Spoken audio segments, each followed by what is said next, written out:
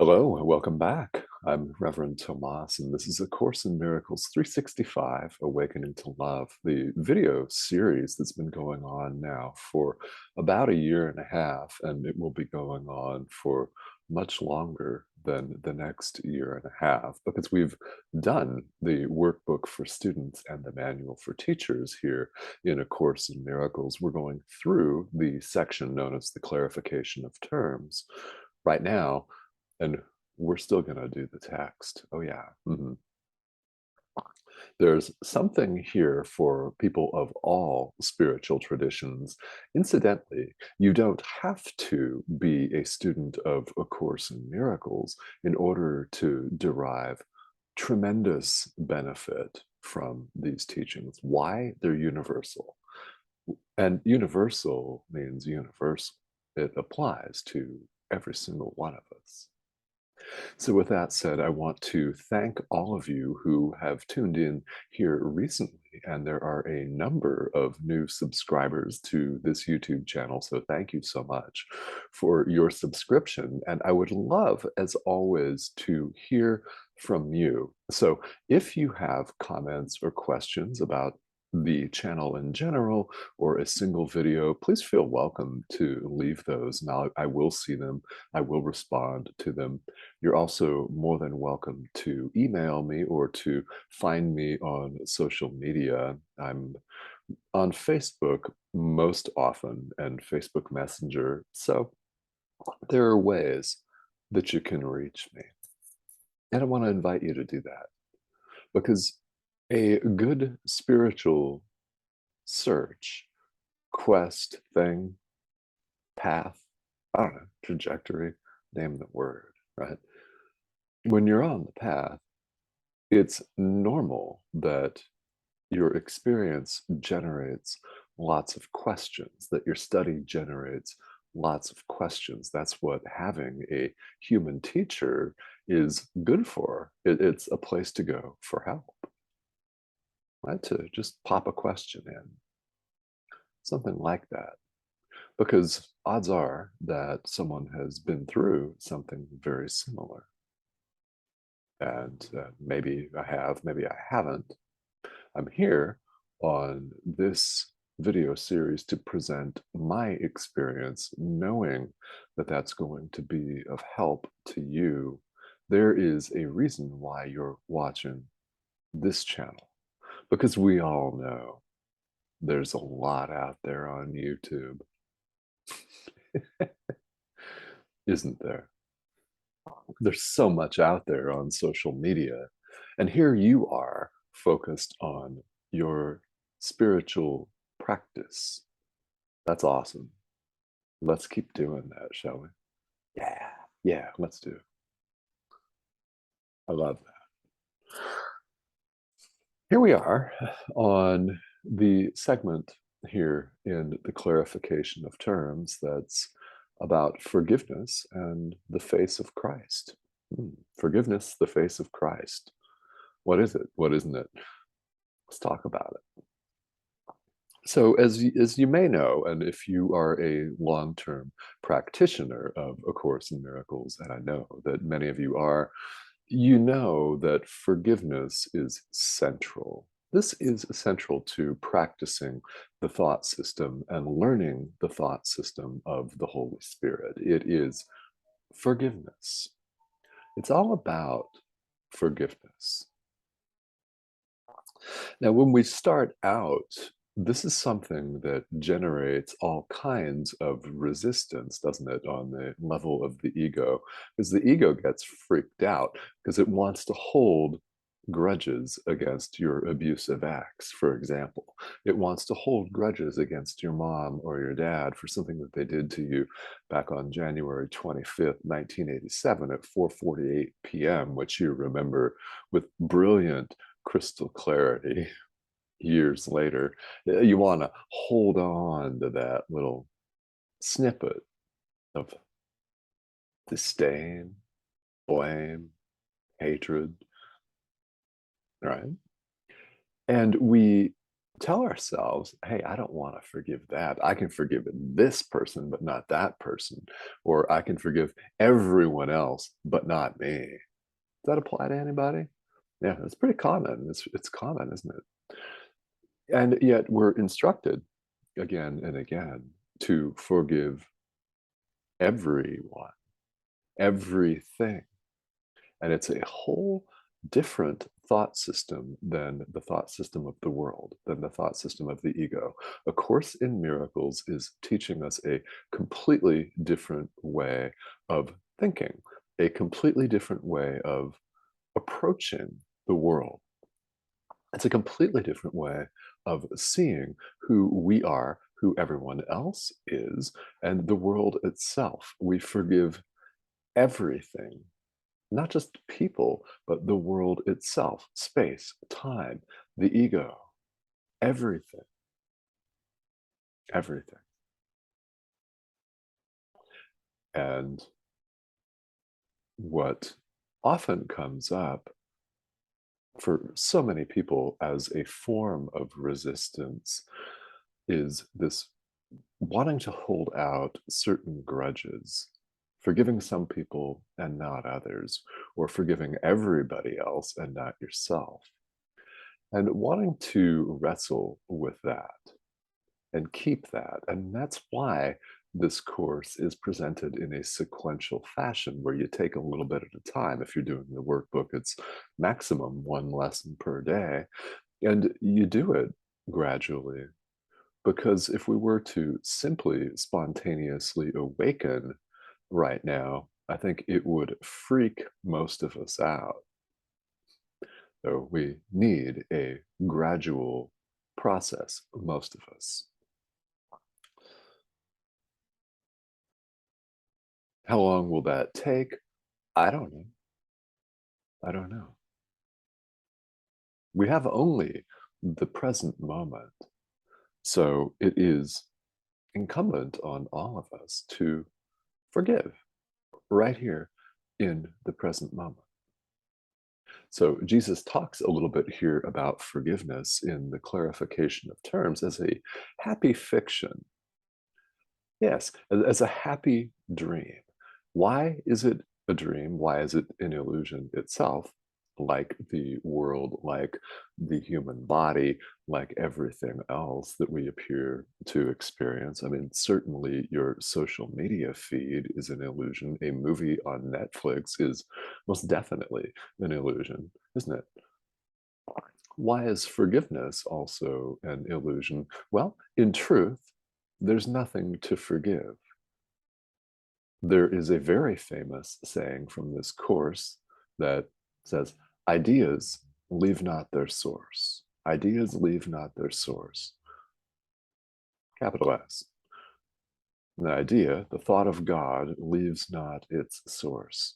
The extension of God leaves not its source. The Son of God leaves not its source.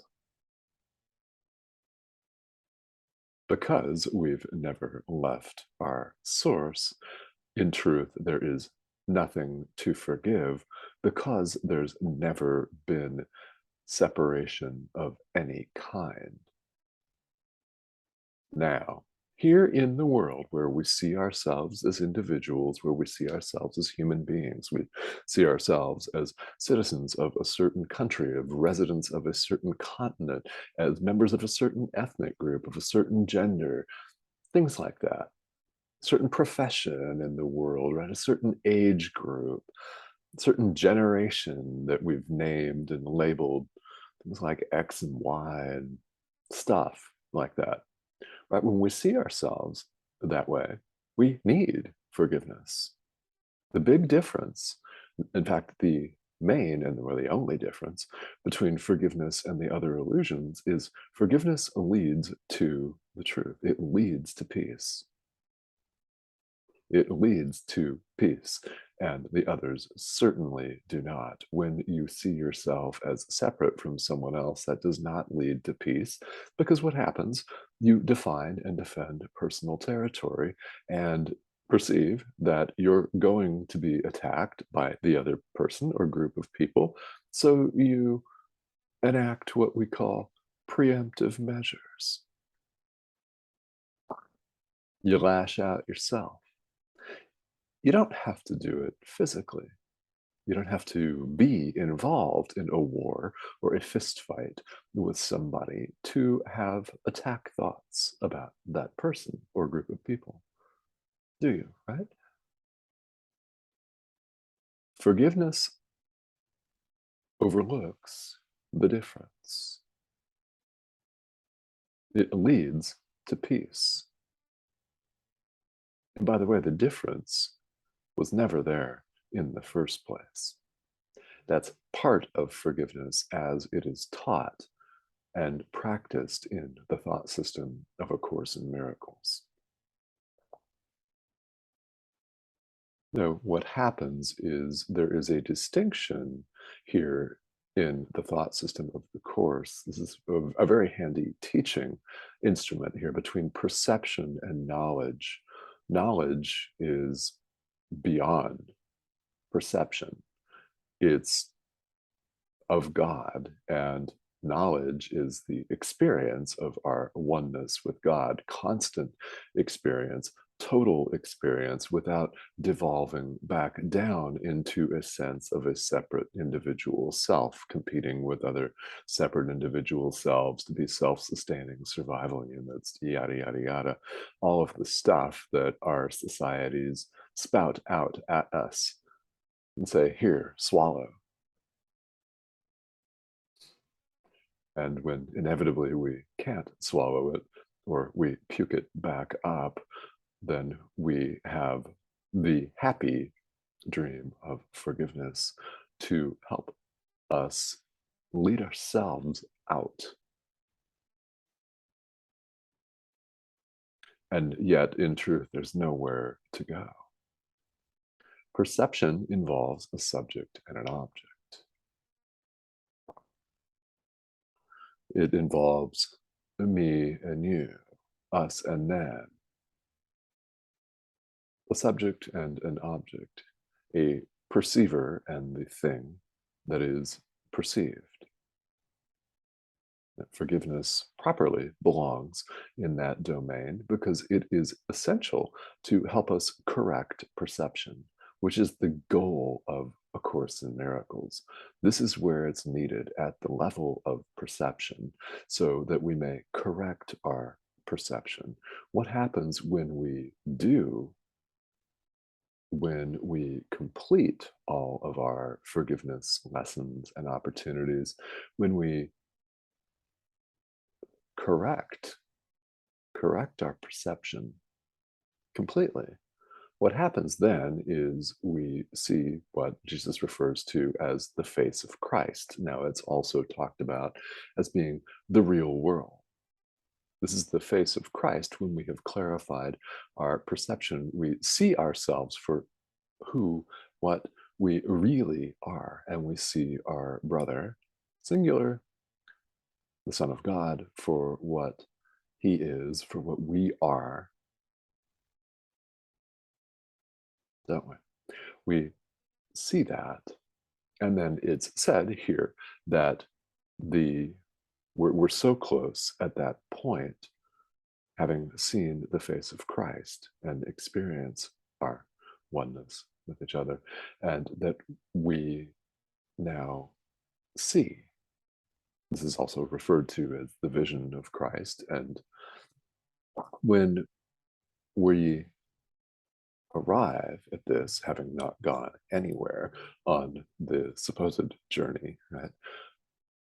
God takes the final step himself. In other words, we're absorbed back into the truth of who we are and have always been. So a lot more has been said here and can be said still and will, of course, be said about forgiveness. It's very, very essential to begin to take this idea to heart that forgiveness is the key, because it is. It is the key. And by the way, we're not talking about forgiveness in the ordinary worldly sense, where people say that they forgive somebody and then they hold out something against them, like a grudge. It's a continued grudge. Did anyone ever have an experience where somebody forgave you, let's say, for something that you did, and said, but don't ever do it again, or I'll cancel your birthday, I'll take away your allowance, little kid, I'll make your life a living hell, or if it's in a relationship context, I'll take your ass to court, things like that. That forgiveness with a string attached, where the person that has supposedly deigned to forgive and looked down upon you holds something out against you. They may feel righteous and superior. You may feel completely inferior and uncomfortable the entire time. That is part of forgiveness as the world understands it. That's not what this course advocates at all. Why? Because that maintains a sense of separation. Yeah, there is no separation of any kind. The course is completely uncompromising on that. That we're invited to adopt that uncompromising attitude. There is no separation of any kind. Never has been, never will be. Mm. Also, in the world, there is this assumption. It's an assumption that we make when we're identifying with the ego that to forgive something or someone is to excuse their behavior and condone it and make it okay. Oh, no, no. If you need healthy boundaries, I insist that you set and maintain healthy boundaries. You must keep healthy boundaries. This is one of the great lessons that I learned in this lifetime, not too long ago. I mean, less than 10 years ago, with my own mother, with whom I had a very difficult relationship.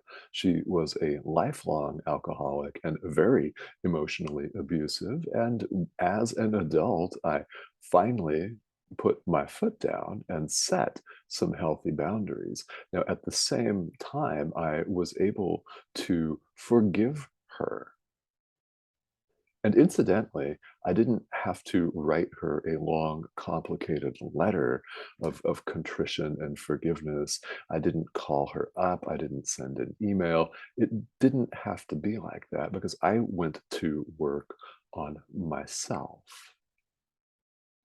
I went to work on my own mind, forgiving while maintaining healthy boundaries. So it does not mean that abusive behavior is okay. However, you can do something about how you experience that, not in the past, because it's gone, but right here in the present moment. This is where the practice of forgiveness, especially as it is discussed here in A Course in Miracles, comes into play. Very critical, very important. We'll say so much more about this because it is central and therefore it deserves a place rightly in the clarification of terms. All right, everyone. Thank you so much for tuning in. And again, thank you for your efforts, your practice, your interest in spirituality and in taking a deep dive with yourself, because you will always be called to do this. So why not answer the call right now? All right. Thanks so much. I will see you very, very soon.